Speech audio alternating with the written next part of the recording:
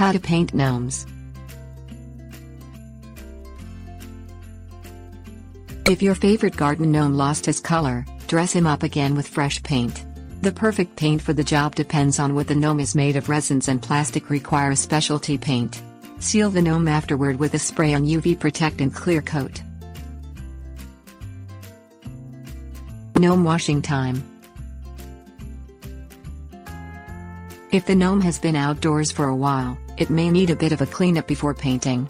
Wipe it down with a sponge dipped in mildly soapy water. Use a gentle brush such as a toothbrush or nylon scrub brush to remove moss or other buildup. Pick off any peeling paint. Rinse off the gnome, and allow it to dry completely before priming or painting.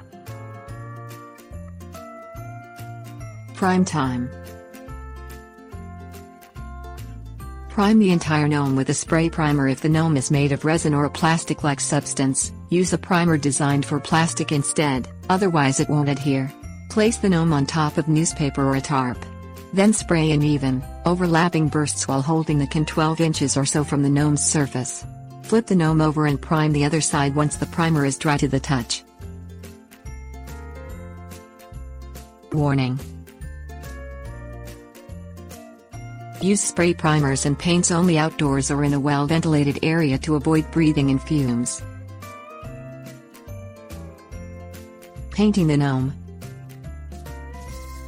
Paint the gnome using acrylic or latex paints. Ideally paint designed for outdoor use, although a protectant sealer over the paint will help keep it in place looking its best, regardless. Start painting at the top, working in one color area at a time. Fill in the tiny details, such as the pupils of the eyes, last. Because the gnome has been primed, any acrylic or latex paint will stick to it, even if the gnome is made of resin. Protecting the painted gnome. Once the gnome's paint is dry, apply a spray on UV protectant sealer, spraying it on as you would paint or primer.